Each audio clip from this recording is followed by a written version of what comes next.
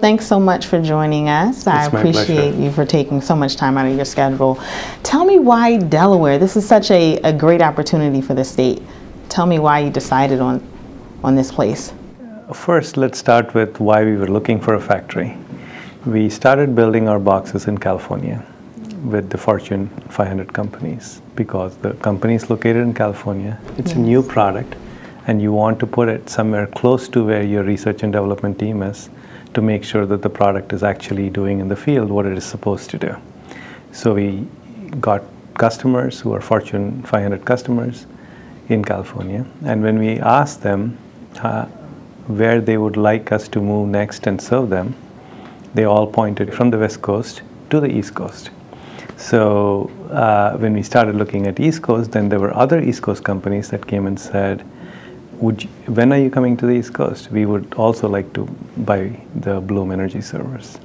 So we said, if you're going to serve the East Coast market, we want to create a factory that is very close to the market.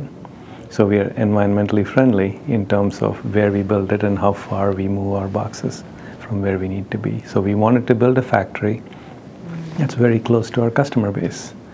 So that narrowed it down to the northeastern states. As you would expect, most of the states wanted us to be there in their state. But at the end of the day, it was about leadership. Jack Markell, the governor, the General Assembly, the university president, Harker, they all collectively worked as a team and conveyed a very strong message of, we welcome you here, the business climate is good here, and it's a group that you can trust, it's a group that you can work with a long-term relationship. And for us, it is people, values, culture. Awesome. And more importantly, when you see, in addition to that, the other side of the coin is, do you have a qualified workforce? Do you have them having a sense of a quality culture in what they've done? Is there a heritage of manufacturing in this place? And given its automotive history and things like that, we saw all those aspects among the people of Delaware. So when you have great people and you have great leadership, you can always make great things happen. Can you tell us what states, or can you reveal which states are trying to get your business? We would rather not want to talk about that and simply say that, we're very happy to be here in Delaware.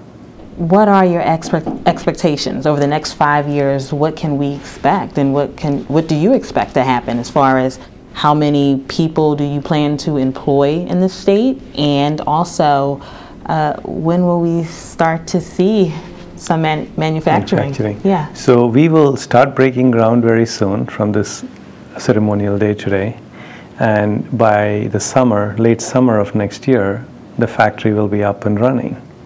And as with anything else, it'll grow gradually. But in the next 5 years, we have promised the state that we will create at least 900 manufacturing jobs.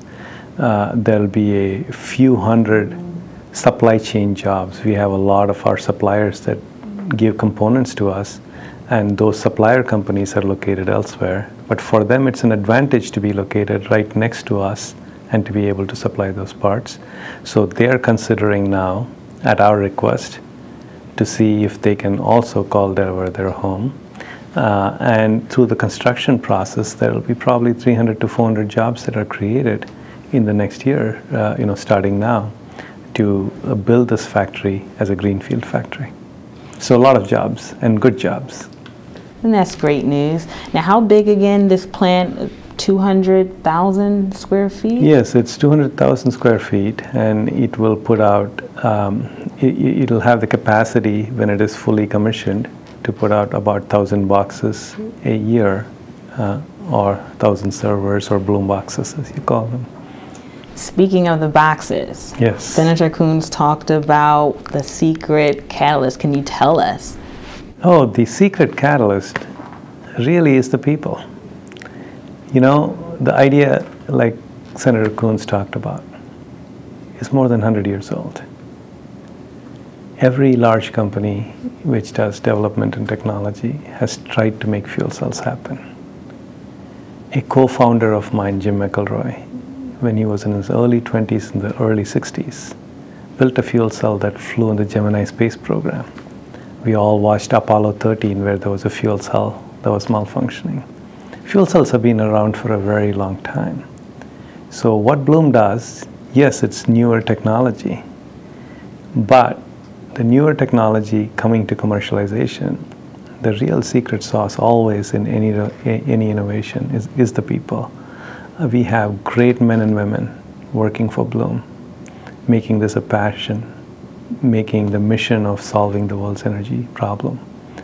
And I'm proud and honored to work side by side with them. And that's really the secret sauce.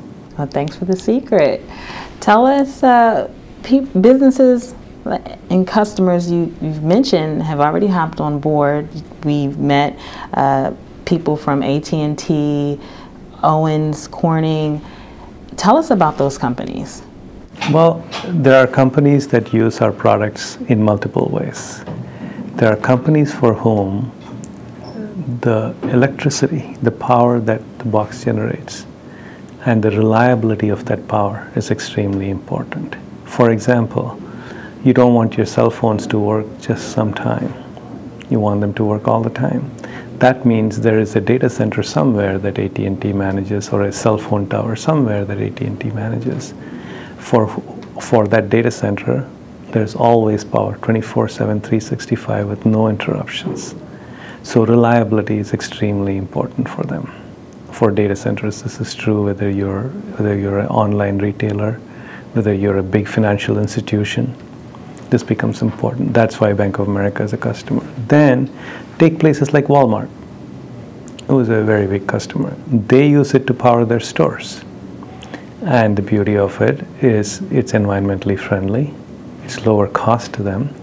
But should there be a major natural disaster and should there be no power, they can still keep the refrigerator section working and they don't have to throw away the perishables.